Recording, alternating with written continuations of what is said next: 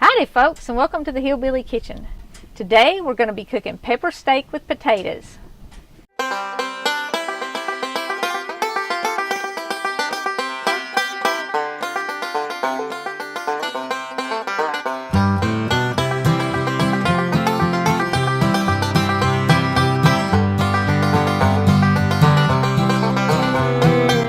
Now you can see we are not in the kitchen today. We're cooking outside, and we're cooking on a rocket stove. We're also going to be giving this away. We've already done the drawing, and we're going to be announcing that winner in this video. But they sent a few more accessories that go with this so I could show them to you, and one of them is this really cool self-adjusting two-piece stove thing. You just stick it together like this, and then you sit it on top of the stove, so you can use the stove without the oven. And it'll hold any size pan, including my big old number 8 cast iron skillet, which is what I'm cooking in today. What you're going to need for today's recipe is a little beef, and what I have here is about 3 little round steaks that I sliced, and then I kind of cut them in pieces. And I did that for a few reasons. I did it, number one, because they cook faster. And when you're cooking outside, you kind of want to get back to what's going on. You don't want to be the only one not to be able to join in the conversation. And if you're camping, you got other stuff to do better than just cooking. And number two, it's easier to eat. If you're eating outside, you don't want to have to use a steak knife to cut up your meat. It's nice if you can just use a fork and eat everything, and you don't have to worry about cutting up the meat and stuff like that. And number three, the flavors mesh better if the meat is smaller. And I didn't do anything to this. You can marinate yours if you want to, and like I said, about any cut of meat will work. You could use stir frying this, it would work great. You could get a little piece of London broil and cut it up. Sirloin steak, this would be a really good recipe for a piece of sirloin steak, just something cheap to go in it. And I actually chose the round steak today because that was the cheapest thing that they had in the meat department when I went to get the ingredients for this. And I've got some, rather than cut up peppers and onions to go in this, and you could just cut up fresh peppers and onions, I kind of shortcutted it.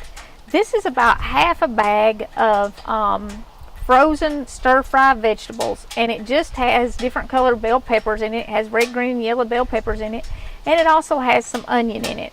Now if I was cutting this up, I would probably cut it up a little bit smaller than that, but you know, when you're cooking outside, shortcuts are nice. Or if you just have a busy weeknight and you want to get dinner on the table quick.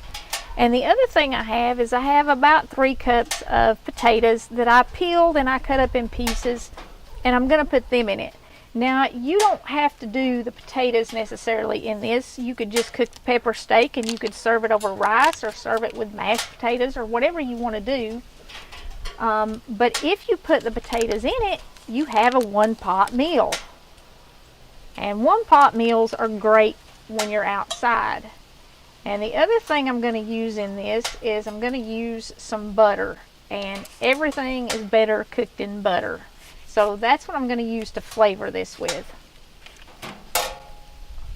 and to fry it in. Now, whether you're cooking this outside or you're cooking it on your stove, you do want to let your skillet get good and hot first, and you want to let your butter get all melted. If you don't let the skillet get hot before you add your meat and your potatoes and all that stuff, they will stick to the bottom of the skillet. And you're also going to want some salt and pepper to season this with, but you can add any kind of seasoning to it that you want. You can even add any kind of vegetable to it that you want. You could throw some carrots in here, you could throw some carrots and peas in here, or like I said, you can just do the peppers and the onions and the steak or whatever kind of beef you're using, and then serve it over rice or serve it with mashed potatoes. But one-pot meals are great for outdoor cooking, and they're also great for weeknights when you've been running around picking up your kids from all over the 4 corners of the world from all their activities, and they still got homework to do. You know, you can do something like this and have it on the table in just a few minutes, especially if you take a shortcut like doing the frozen peppers and onions. It's kind of windy out here today, and it's also a little bit cool, which is making it a little harder to get my skillet hot and keep it hot. I do have some sizzling going on now, so I'm going to go ahead and add my meat.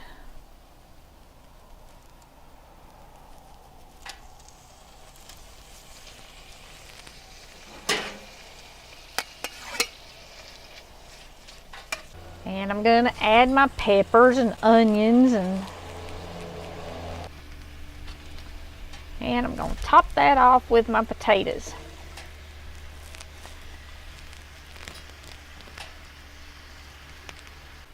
I forgot to bring a lid out here, of course, so I'm going to use this pizza peel that goes with the pizza oven for my lid. Being able to improvise is kind of one of the fun things about cooking outdoors. You can kind of make do with what you have, like using a pizza peel for a lid for your skillet. If you watch our channel regularly, you know that we just had a drawing that ended where we're giving away this pizza oven and rocket stove. We will be announcing the winner of that drawing here in just a few minutes, but I want to talk to y'all a little bit about cooking outside and about prepping. There are a lot of people who prep for emergencies, and we certainly should prep for emergencies. Emergencies happen. I mean, in this country we have hurricanes, and I know with this pandemic that's going on, especially this spring, a lot of people were not even able to get out and go to the grocery store, and it looks like there's going to be more of that stuff going on, and hard times come along. It's always a good idea to have some stuff put back for when hard times come along, so that you don't have to do without, and you don't have to call on other people. You have what you need, and maybe you can even help other people out. If you have extra and your neighbors need stuff, you can help provide for them if you are prepared in an emergency. And having the ability to cook without electricity or cook outdoors is a really good way to be prepared for emergencies, especially natural disasters, which happen all the time. Most of the stuff that we buy to prepare ourselves for an emergency is stuff that goes in a closet or in a basement room or in a corner somewhere, and we never use it. We certainly pray we're never going to have to use it, because if we have to use it, then that means something really bad has happened. But you can buy something like a rocket stove, which is a wood stove that you cook outside on, and you can use it now. You can use it for camping, you can use it for backyard get-togethers. I mean, this pizza oven would be great to have people get together and make pizza in the backyard. You can use it anywhere pretty much that you live.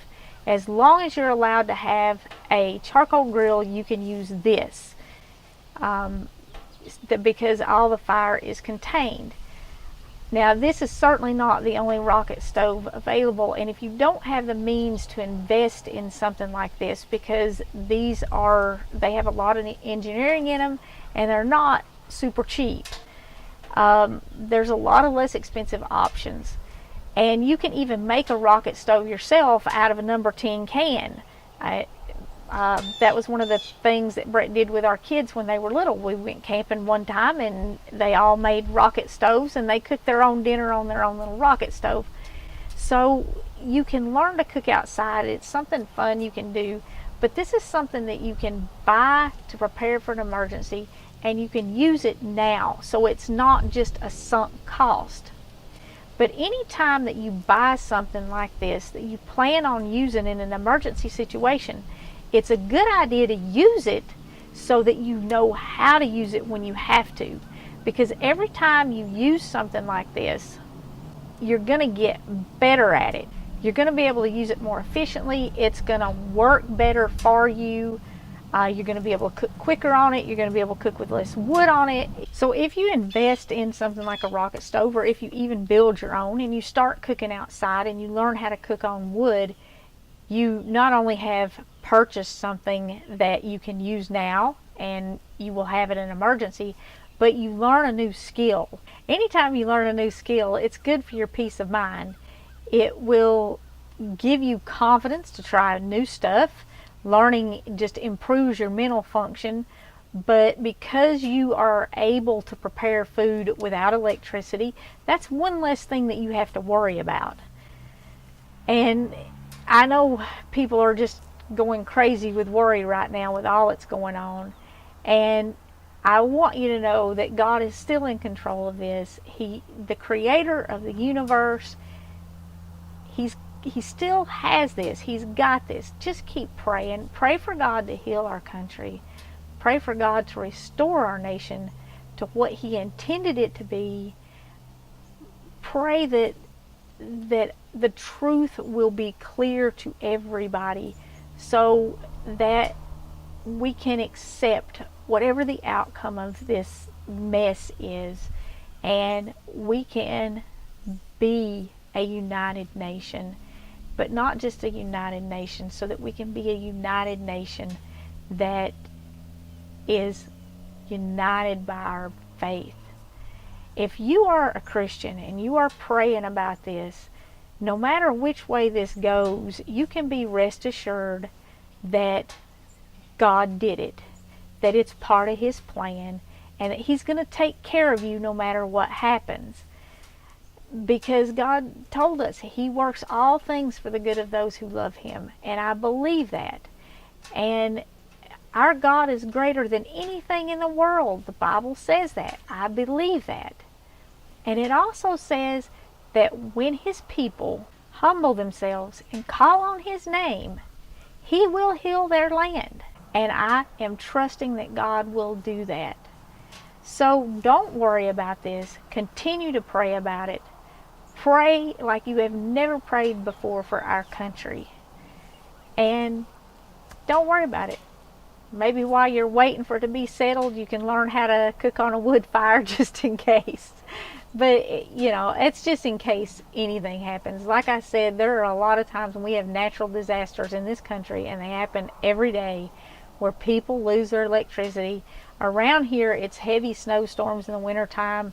We're not really prepared for that here. So when we have a really bad winter and we have a lot of heavy snow, the power goes out and you have to find some way to cook. Granted, this would be a struggle on a really cold, windy winter day because it's kind of a struggle now. It's windy, it's cool today. It's only maybe 50 degrees, but because of the wind, it's keeping my skillet cooled, and it's taking longer than it really should. But, you know, you got to learn what your equipment will do in order to be able to use it effectively, and that's exactly what I'm talking about.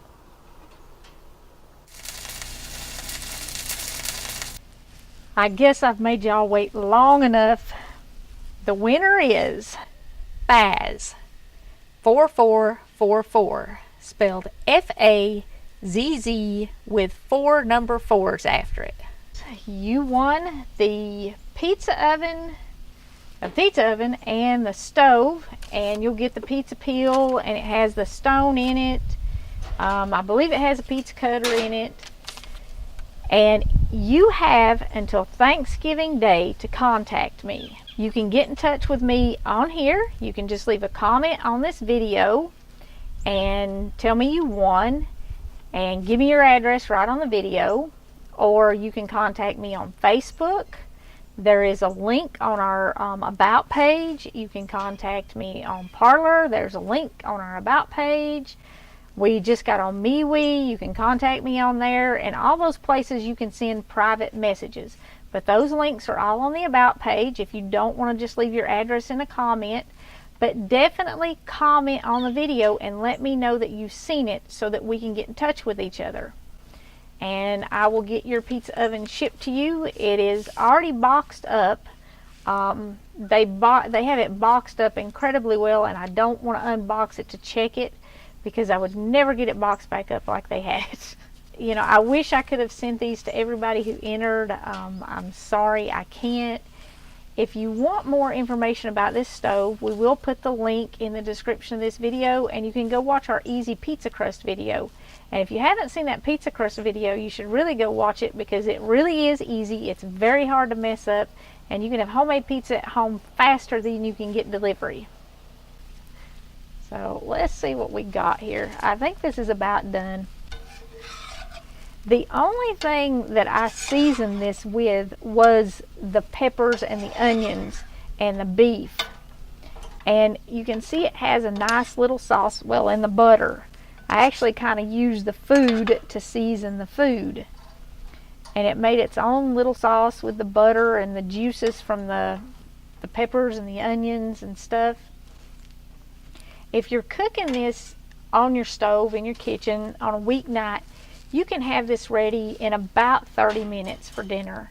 And you want to cook it just on about medium heat or so, high enough so that it fries but it doesn't burn. And I just use a little salt and pepper on it, other than the peppers and the onions that are in it and the butter. You can put, like I said, whatever you want on it. You can leave the potatoes out and serve it over rice. It's really just up to you. You can literally do anything with this. You can cook it browner if you want. I actually kind of prefer it cooked a little bit browner, but not everybody does. You can really brown it good, crisp up the potatoes, but that's just kind of up to you. That's whatever, make it however you like it. And this is another one of those recipes where my granny said to cook, you need a pot, some heat, and something to put in it, because you can put anything in here you want. That looks pretty good now, so I think I'm going to say goodbye for now, and I'm going to go feed Brett because he's getting hungry. Thank y'all so much for joining us in the Hillbilly Kitchen, and if you haven't already, please don't forget to click like and subscribe before you leave. And until next time, remember to put God first.